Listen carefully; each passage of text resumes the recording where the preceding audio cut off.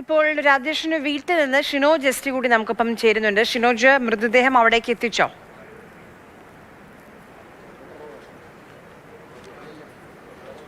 മൃതദേഹം ഇവിടേക്ക് എത്തിച്ചിട്ടില്ല. എന്തായാലും കഴിഞ്ഞ ഒരു 2-3 മണിക്കൂറായി വാക്കുകൾ കൊണ്ടുപോലും പറഞ്ഞറിയിക്കാൻ കഴിയാത്ത തരത്തിലുള്ള അതീവ ദുഃഖകരമായ സാഹചര്യത്തോടു കൂടിയാണ് ഈ ഹരിപ്പാട് പള്ളിപ്പാടുള്ള രാജേഷിൻ്റെ വീട് കടന്നു പോകുന്നത്. രാജേഷും ഭാര്യയും 2 മക്കളുമാണ് ഈ വീട്ടിൽ താമസിച്ച് വന്നിരുന്നത്. എല്ലാം തന്നെ ദൃശ്യങ്ങൾ തന്നെ വ്യക്തമാണ്. ഈ കുടുംബത്തിൽ എത്രത്തോളം ദുഃഖം ഈ വേർപാട് ഉണ്ടാക്കിയിട്ടുണ്ടെന്ന്. കഴിഞ്ഞ ദിവസങ്ങളിലൊക്കെ തന്നെ ഈ വീട്ടുകാർക്കൊപ്പം ഉണ്ടായിരുന്നവൻ ഈ നാട്ടുകാരുടെ ഏതാവശ്യത്തിനും ഒന്ന് വിളിച്ചാൽ ഓടി എത്തിക്കൊണ്ടിരുന്ന അത്രമേൽ പ്രിയപ്പെട്ട ആളായിരുന്നു രാജേഷ്. അതുകൊണ്ട് തന്നെ ഈ മാധ്യമങ്ങളുടെയൊക്കെ ഈ വാർത്തകൾ അറിഞ്ഞ് നിരവധി പേരാണ് ഇപ്പോൾ ഈ വീട്ടിലേക്കൊക്കെ തന്നെ എത്തിക്കൊണ്ടിരിക്കുന്നത്. അതിലും പലരും നിലവിട്ട് കരയുന്നുണ്ട്. അവരുടേതായ രീതിയിലൊക്കെ തന്നെ. പ്രത്യേകിച്ച് ഓട്ടോറിക്ഷ ഡ്രൈവറായിരുന്നു ഈ രാജേഷ് എന്ന് പറയുന്നത്. അങ്ങനെ ഓട്ടോറിക്ഷ ഓടും, പകൽ സമയത്ത് ഓട്ടോറിക്ഷ ഓടും. അതിനുശേഷം രാത്രിയാണ് ഇത്തരത്തിൽ തമിഴ്നാടൊക്കെ പോയി ഈ മുട്ട ആലപ്പുഴയിലേക്കും എറണാകുളത്തേക്കും ഒക്കെ തന്നെ വിവിധ കടകളിലേക്കൊക്കെ തന്നെ കൊണ്ടെത്തിക്കുന്ന ജോലിയുമൊക്കെ തന്നെ രാജേഷ് ചെയ്തിട്ടുണ്ടായിരുന്നു. അങ്ങനെ തിരിച്ചു വരുന്ന വഴിയിലാണ് ഇത്തരത്തിൽ ഈ അപകടം ഉണ്ടാകുന്നത്. എന്തായാലും കഴിഞ്ഞ ചൊവ്വാഴ്ചയാണ് ഇത്തരത്തിൽ ഈ രാജേഷ് തമിഴ്നാട് അംബാസമുദ്രത്തിലേക്ക് മുട്ട വാങ്ങുന്നതിന് വേണ്ടിയൊക്കെ തന്നെ പോകുന്നത്. അങ്ങനെ തിരിച്ചു വരുന്ന വഴിയിലാണ് ഇത്തരത്തിൽ ഇപ്പോൾ അപകടം. എങ്ങനെയാണ് പുള്ളി നല്ല സ്വഭാവമായിരുന്നു പുള്ളിയുടെ.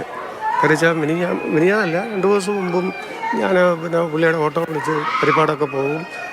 ഇവിടെ ഏത് സമയത്ത് രാത്രിയിൽ വിളിച്ചാലും പുള്ളി ഇവിടെ നമ്മൾ വിളിക്കുന്ന സ്ഥലത്ത് വരും. ആർക്കും ഒരു ഉപദ്രവമില്ല. എല്ലാവരും ഒരുപോലെ പെരുമാറുന്നത്. അല്ലാതെ വലിയ ആളെന്നോ കൊച്ചാളെന്നോ ഒന്നുമില്ല. നല്ല സ്വഭാവമായിരുന്നു പുള്ളിയുടെ. പക്ഷേ ഇങ്ങനെ ഒരു സംഭവം അറിഞ്ഞപ്പോൾ വലിയ വിഷമമായിപ്പോയി. ഇതാണ് കാര്യം. ഈ നമ്മളിൽ ചോദിക്കുന്ന നാട്ടുകാരൊക്കെ തന്നെ പറയുന്ന ഒരു കാര്യമാണ്, ആർക്കും എപ്പോഴും ഏത് സമയത്ത് വേണമെങ്കിലും സമീപിച്ചാൽ ആ സമയത്തൊക്കെ തന്നെ കൂടെ വരുന്ന, ഒപ്പം എന്ത് വിഷയത്തിലും കൂടെ ഒപ്പമുള്ള ഒരാളെയാണ് അവർക്കിപ്പോൾ നഷ്ടമായിരിക്കുന്നത്. ചേട്ടാ, എത്രത്തോളം ഉണ്ട്? എന്താ ഇത് ഞങ്ങൾ അടുത്തടുത്ത വീടുകളിലാണ് താമസിക്കുന്നത്. ഇപ്പോൾ ഈ രാജേഷ് ഈ വസ്തു വാങ്ങി വീട് വെച്ച് താമസിക്കുമോ ഇവിടെ? രാജേഷിൻ്റെ വീടെന്ന് പറയുന്നത് പള്ളിപ്പാട് ചന്തയ്ക്ക് വടക്കാണ്. അവിടെയാണ് കുടുംബം. അവിടെ നിന്ന് മാറിയതാണ്. ഞങ്ങൾ കുട്ടിക്കാലം തൊട്ട് ഒന്നിച്ച് ജനിച്ച് വളർന്ന് കളിച്ച് ഒന്നിച്ച് പഠിച്ചതാണ്. ഞങ്ങൾ ഒരേ പ്രായമാണ്. പ്രത്യേകിച്ച് രാജേഷിന് പറയുമ്പോൾ അവനൊരു മോനുണ്ട്. അവനെ ഈ സ്പോർട്സ് അതായത് ഫുട്ബോളിൽ അവനെ ഒന്ന് എവിടെയെങ്കിലും എത്തിക്കണമെന്നും പറഞ്ഞ് അതിനെ പരിശീലനം കൊടുത്തു ഒക്കെ. അതിനുവേണ്ടിയാണ് അവൻ ഈ ഭയങ്കരമായിട്ടുള്ള കഷ്ടപ്പാടെല്ലാം. അതായത് അവനെ ഓട്ടോ ഓടിക്കും, അതുപോലെ ഈ ചുമട്ടു തൊഴിലാളിയായിട്ട് പിന്നെ വാർക്കപ്പണിക്ക് പോകും, പിന്നെ ഈ തമിഴ്നാട്ടിൽ പോയി നൈറ്റ് വണ്ടി ഓടിക്കും. പിന്നെ ഇപ്പം ഈ മുട്ട എടുക്കാൻ തമിഴ്നാട്ടിൽ 2 പേരാണ് പോകുന്നത്. അവൻ ഒറ്റയ്ക്കാണ് ഈ പ്രാവശ്യം പോയത്. അങ്ങനെ നല്ലൊരു അധ്വാനിയും സൗമ്യനും ശാന്തനും പള്ളിപ്പാട്ടുകാർക്കെല്ലാം വളരെ സ്നേഹിതനായിട്ടുള്ള ഒരു വ്യക്തിയായിരുന്നു. അവൻ്റെ നഷ്ടം അവന് ന്യായമായിട്ടുള്ള നഷ്ടപരിഹാരം. എത്ര വയസ്സുണ്ട് ഫുട്ബോൾ? അവന് 22 വയസ്സോളം ഉണ്ട്. അകത്തുണ്ട്. അപ്പം അവൻ്റെ കൂട്ടുകാരൊക്കെ ഇവിടെ ഉണ്ട്. അവരവിടെയൊക്കെ ഞാനിങ്ങനെ സംസാരിക്കുമായിരുന്നു. അവൻ്റെ വലിയൊരു ആഗ്രഹമായിരുന്നു അവനെ ഒന്ന് എവിടെയെങ്കിലും ഒന്ന് എത്തിക്കണം. അതിനുവേണ്ടിയാണ് അവൻ ഇത്രയും കഷ്ടപ്പെട്ടത് ഭയങ്കരമായിട്ട്. അതുതന്നെയാണ് കുടുംബത്തിന് വേണ്ടി രാപ്പകലില്ലാതെ അധ്വാനിച്ച സഹോദരനെയാണ് ഇപ്പോൾ ഈ നാട്ടുകാർക്കൊക്കെ തന്നെ നഷ്ടമായിരിക്കുന്നത്. പ്രത്യേകിച്ച് രാപ്പകലില്ലാതെ പണിയെടുക്കും. രാവിലെ ഓട്ടോറിക്ഷ ഓടും, രാത്രി ഈ തമിഴ്നാട് ഒക്കെ തന്നെ പോയി ഇത്തരത്തിൽ അധ്വാനിക്കുമെന്നൊക്കെ പറയുന്ന സമയത്ത് കുടുംബത്തിൻ്റെ ആഗ്രഹങ്ങൾ, പ്രത്യേകിച്ച് മകനെ ഒരു നല്ല നിലയിൽ എത്തിക്കണം, അതിനു വേണ്ടിയൊക്കെ തന്നെ രാപ്പകലില്ലാതെ അധ്വാനിച്ച സഹോദരൻ അല്ലേ? എങ്ങനെ ഓർത്തെടുക്കുന്നത്? ഇവിടെ വന്നിട്ട് ഇപ്പോൾ 10 വർഷമായി. എൻ്റെ വീടാണ് ഈ തൊട്ടപ്പുറത്ത്. ഞങ്ങളോടൊക്കെ നല്ല സഹകരണവും, ജോലിക്ക് പോകും, കുഞ്ഞുങ്ങളെ നോക്കുകയും ഭാര്യ നല്ല സ്നേഹത്തോടും പറയാൻ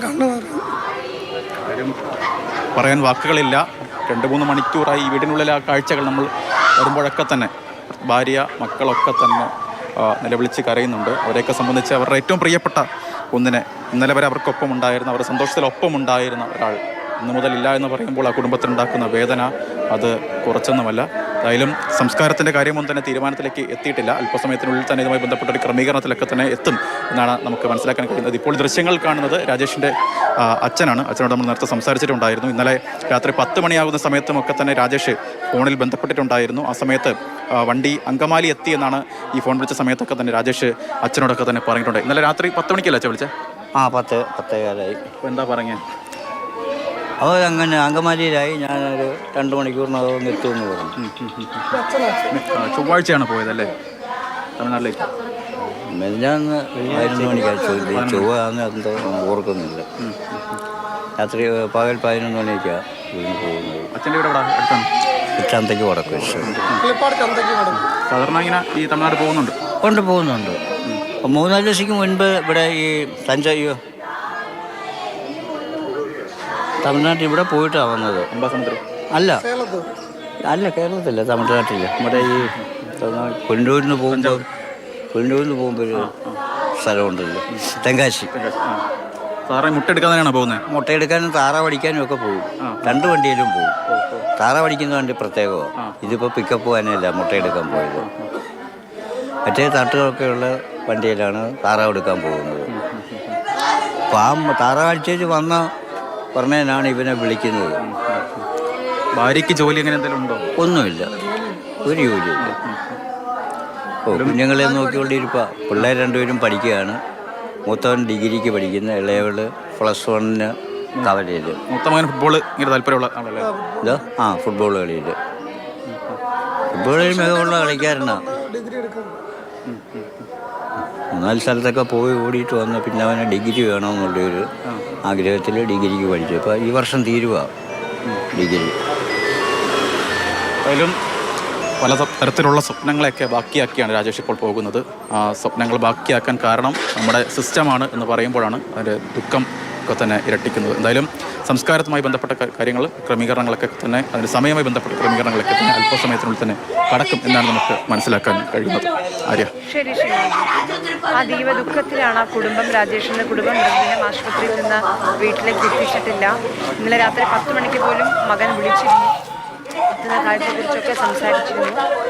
വീടിന് വേണ്ടി മാത്രം, കുട്ടികൾക്ക് വേണ്ടി, ആ കുടുംബത്തിന് വേണ്ടി മാത്രം ജീവിക്കുന്ന ഒരു വ്യക്തിയാണ് ഈ അപകടത്തിൽ ജീവൻ നഷ്ടമായി.